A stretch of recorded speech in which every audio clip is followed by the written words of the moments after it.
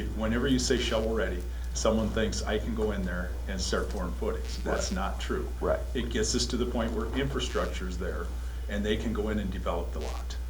Okay. So that will get infrastructure in place so we can sell a lot, so a person can have water, sewer, electric, and gas to hook up to. We'll have some grading done, but not all. That would be my definition Yes. too, but so, as far as streets, so company A comes in and says, hey, we want a warehouse this big, so we want 1.5. We haven't committed to any streets in this, The correct? street's already there. 27th Street is already there. But But coming off of it, Industrial Road, we're gonna extend a little bit to go to that first lot. okay, But we aren't developing past that first set of lots along 27th Street.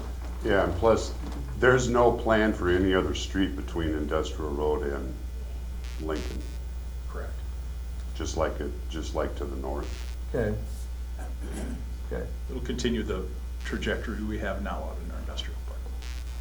but the lots could actually be altered for size-wise, correct? Well, they'll be platted for the size, but you could portion off a lot once before you have to go through a replatting, yes. Okay. So they can be altered. So if someone wanted to buy 1.5 lots, then there's a half a lot still for sale, or you can buy 2 lots. But the reason we're making these lots larger is they lend themselves to buying a lot for a larger project. Okay. Thank you. You're welcome. And then gas and electric is paid for by whoever buys the lot? Because it's not listed up here. So we have gas and electric already in the area, but generally, like when we did Southview, the way Mid-American works is there's a tariff. They don't want you to overbuild your industrial parks. So what they'll do is we will have to pay some funds up front, and then we get paid back as people hook into it. So they Okay. give you a certain number of years to develop those lots to get paid back. But if you overdevelop an area and you don't sell those lots, say for 15 years, I think it's 7 or 8 years that you get to capture those dollars back through their tariff. But we front the cost and then we get paid back by Mid-American. But in this particular instance, electric and gas are in the area, so Okay. there should not be a Right tariff. across. We'll probably have to extend it down Industrial Road, just like we did with Industrial Park 2nd and 3rd on Industrial Road. I mean, Mid-American had to bring that stuff up Industrial Road. Yeah, thanks. You bet. Okay, we have a motion and a second. Any further discussion or questions? Seeing none, all those in favor say aye. Aye. Opposed? Motion carries. Moving on to action item D4, 2024 Lamar's Industrial Park 4th Edition Project Engineering Agreement. Attached is an engineering proposal from ISG for the bidding and construction services for the 2024 Lamar's Industrial Park 4th Edition project. Administration recommends council approve the ISG agreement. The total amount of the agreement is $72,750 to be paid with tax incremental financing.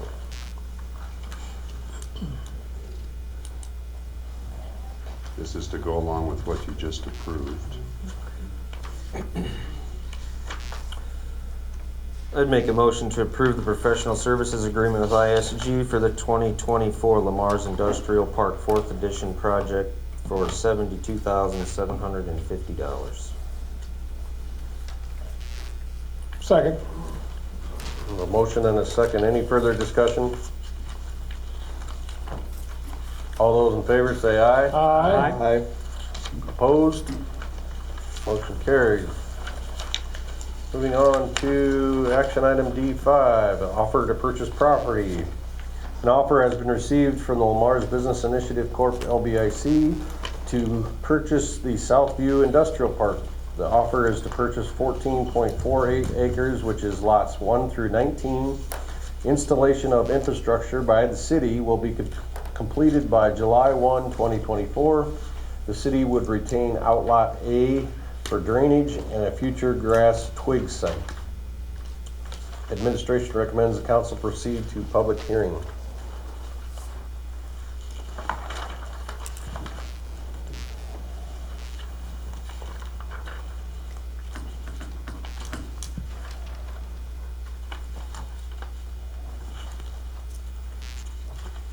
Mark, if you want to make some comments about that, we've discussed the Southview Industrial Park before, and LBIC's request to purchase is to primarily so that they can resell the lots.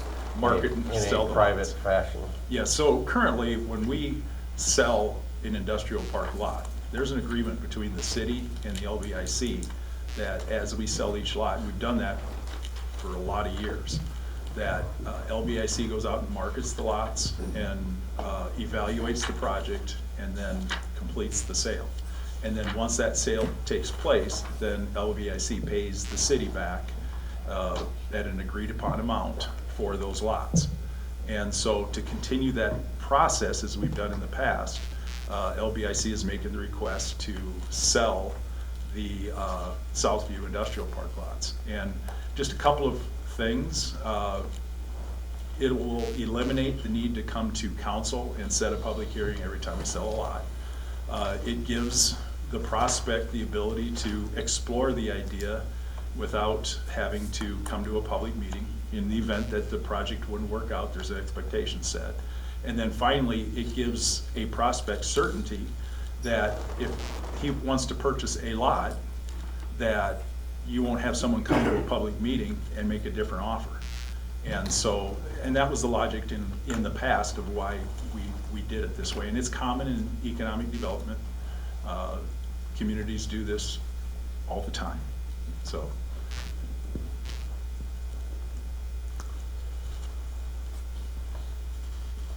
I would make a motion to adopt Resolution 24-3 establishing January 16, 2024 at 12 p.m. as a public hearing on any and all written offers received by January 15, 2024 at 5 p.m. for lots 1 through 19, Southview Industrial Park. I'll second. We have a motion and a second. Any further discussion? Roll call, please. Sturgeon, Yes. Wick, Yes. Goodchild, Yes. Pick, Yes. Bruns. Yes. Motion carries. Moving on to action item D6, distressed workforce housing needs assessment. Periodically, the city of Lamar has had housing assessment studies done. The last study was completed, was the 2015 to 2020 Lamar's housing needs assessment. In order to stay competitive with receiving grants, tax credits, etc., the city should have updated information available. Administration is recommending council approval to have Siouxland Interstate Metropolitan Planning Council, SIMCO, prepare a distressed workforce housing needs assessment. This type of study is smaller, more generalized version of a full-blown assessment, but meets the needs of most applications. Mark, do you want to discuss this as well? So we completed our community development plan, and we identified a need for housing. And so now we're going to start working towards developing Erdmanville, for example, and it'll be multifamily housing. And so the developers for Erdmanville are going to want to apply for Iowa workforce housing tax credits. It's a competitive process. There's $17.5 million for all of the smaller cities in the state of Iowa. So we're competing with 99 counties. Last year, we got $1 million out of $17.5 million. In order for us to continue to get those, we got to have every advantage we can. And one of the requirements, or there's a strong encouragement by Iowa Economic Development Authority that you do these housing needs assessment to demonstrate to them that there's a need for additional housing. We just didn't say it in the planning session. There's a need for housing in the community. And by doing that, that'll get you a point. To that point, 2 years ago, we had 2 people apply for housing tax credits and didn't get them, and they missed out by 1 point. And so by doing this, that will fulfill the need for Iowa Economic Development to have an assessment done in the community. And it gives our applicants a competitive advantage when they go and apply, or at least it puts them on an even playing field with those communities that do these. So it's pretty basic and it needs to be done. Do we need an assessment to tell us we need housing? No, but we got to prove it. Almost anyone that's going to build apartments in this community wants those tax credits, that's right? Correct. It's gonna apply for those. We put in 4 applications this past year and got approved for 2. My expectation is there'll be at least 2 or 3 more put in this year for tax credits. And those tax credits are pretty important, especially in today's environment with borrowing, that they need those tax credits in order to be able to make a project show a return on the investment. So anything that we can do as a community to help them, we should do. And this is a pretty inexpensive assessment, but it does fulfill the need for Iowa workforce or Iowa Economic Development Authority. Motion authorizing Simco to prepare a distressed workforce housing needs assessment at a cost of $2,496. Second. I have a motion and a second. Any further discussion? All those in favor say aye. Aye. Opposed? Motion carried. Okay, discussion items. Jason, you're up. Pass. I don't have anything, Okay. nothing new. Joe? I will be sending out an email for you guys to respond to with open dates, times for next week to get some budget committee meetings going. You're looking at next week as committee time. Okay, I'm looking at next week, yep. okay, okay. Okay. Is that it? All right. Mark? I would like to see the recycle bins by Ace Hardware emptied a little more frequently. I inquired and I hear it's 2 times a week, but before Christmas, they were full. That's a bad time to be full. I went yesterday, they were full, and there's a bunch of stuff set outside. I did not set my stuff outside, I'm driving around with it.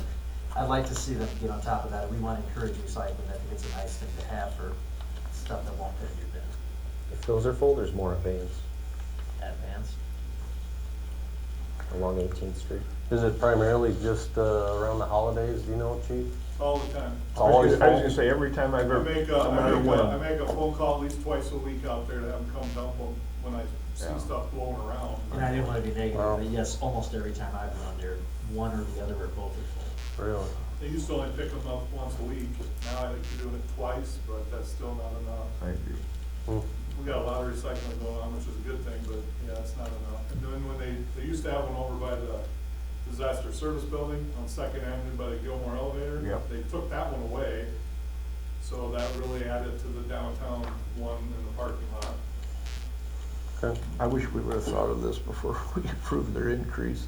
I kind of thought about that when I was. I mean, we still would've improved the increase, that's not the issue, but That's an existing contract. I mean, what I would suggest is that we reach out to Vans and see if we should get another site or not. But also, Jason, you should make a note of this for when we do the contract next year. You know, we can work this in very easily. And I think another site is a good idea, because then you've got them spread, you got the Vans one, you've got multiple sites, but yeah, pickup definitely needs, I don't think the contract mentions those things in it. probably not. Okay. That's all I have. Is that all you had, Mark? Nothing. Pete?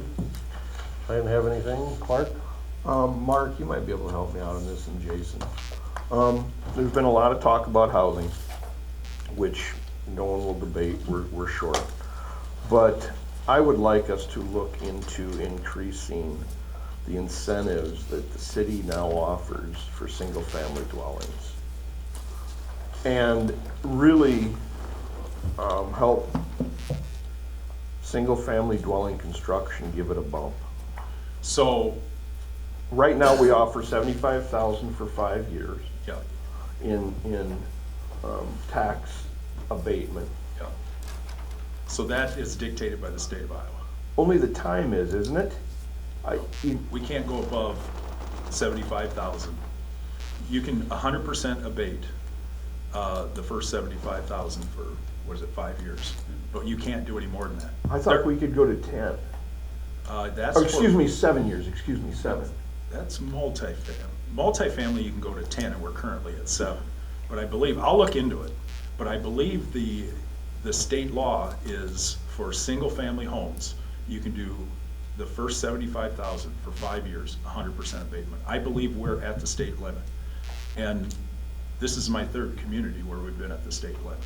Now, 10 years ago, you could go up to 5 years, 100%, but the state government changed that law. Okay. Now, what we could do, You're thinking apartments, Bart. You're right, it goes up to 10. Yeah. We can look it up, though. well, look, but the other thing you could do, and that generally doesn't translate to the, well, it could translate to the homeowner through a contract, but our assistance to the developer. You know, we currently pay for half of the sewer and half the storm sewer for a developer to develop an area, but we don't control what they sell lots for. And I think the only way to get the benefit for the consumer is either for A, the city to get into development, which some cities do, or B, when you develop a development agreement with these people, kind of like what we did with the apartment lots, then you can't sell the lots for over X number of dollars, or you owe us more money, you know, something like that. But we can take a look at it and put together some ideas. Cause yeah, I'm thinking about the guy that is sticking Purchasing his the neck house, out, yeah. he's building, he's taking out a mortgage, but I'd like to incentivize building on those lots, but I'm kind of against giving more to developers at this point. I mean, I understand. I think your- we do pretty good, Yeah. but somehow bump that single-family dwelling construction somehow. Yeah. Mark, I'd like to look into like Habitat for Humanity. I had a family member in Sioux City that got into one of those. It's an easier way for folks who have a problem, you know, getting full funding for a really, you know, top-notch brand new house. But they get into those, they have rules that they have to pay for it. Right. And this was on a school that would have been canceled out, so over Riverside, there's like a whole community.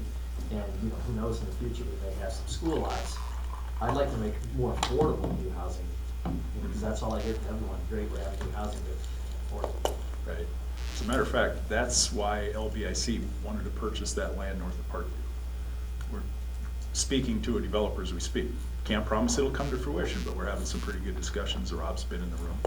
That would get that price point under 200,000. And that's kind of what you're talking about. Because as a real estate person, you can't build a house for under 400 grand. Well, yeah, that's very close. On that note, has wastewater been consulted about that development? I was told a few years back, and I'm not even gonna begin to scratch who, that the trailer park was told they couldn't expand because the sewer system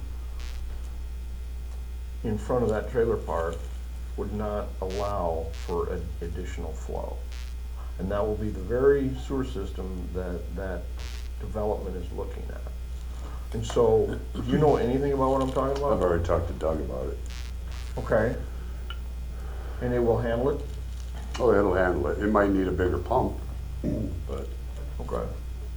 We already have a lift station there? yeah, Oh, we do, okay. right at the driveway. Okay, okay, yep, now that you say that, but, There. all right. But it will handle it. Okay, that's just something, trying to avoid, you know, Yep. hurdles. Correct. All right, good enough, thank you. Is that it? That's it. Brian? Pass. I'm not. All right.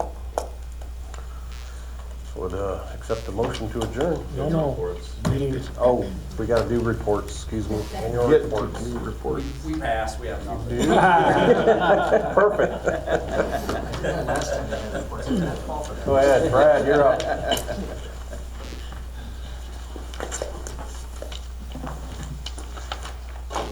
Brad Epling, Public Facilities. Welcome, Brad, to the council. Thank you. Other than our normal day-to-day operations, some of the highlights of last year, I'll go through this list here. We remodeled the old ABC travel office again to rent out. We built a 8x12 greenhouse. We order our plants through Sac City Focus Gardens now, and then we plant them downtown by ourselves, which saves us about $4,000 a year in labor. We built a litter vacuum that gets inserted in the back part of our Kubota. We take it around the parks and suck up all the garbage and stuff with that in the ditches. That goes into a basket that we can dump in the dumpster. And if we take the basket out, we can use it for a leaf mulcher in the fall. We installed a new security system at the golf course, the banquet hall and pro shop. We built and erected our exterior walls on our foundation for our new 60 by 100 storage building. We also received a grant for $1,000 from Mid-America Tree Program. What's that all involved, Brad? I mean, The grant, yeah, you gotta buy trees with it? yeah. Just gotta pick a site, and take a picture of it, send it into Mid-America, and then they vote on it, and then send out $1,000 grants to, that's the max you can get, is $1,000 to different communities. Okay, So, okay. it doesn't buy a lot of trees, but it does help a little. Right. We stripped the floor on the upper level of the convention center for the new flooring to be installed. The new art center steps were reconstructed. We did some bridge approach repairs on the walk trail. We still have some planks we need to replace in the spring. We found emerald ash borer in the Cleveland Park on June 29th. From there, we surveyed and mapped and GPSed all the ash trees on the city properties, excluding the golf course, totaling 370 trees that were marked out. To date, we have removed 150 plus ash trees by ourselves with the city staff, my staff and Scott's staff. If we were to have a contractor remove them, we'd been over 100,000, 105,000 for those trees. We removed in West Floyd Playground, re-landscaped the area, installed a new playground with the amenities, and we were 67,000 in our budget on that also. The Art Center soffits were repaired and painted. I did order 80 potted 12 to 15 foot trees to be planted in the spring to replace some of the ash trees that we removed.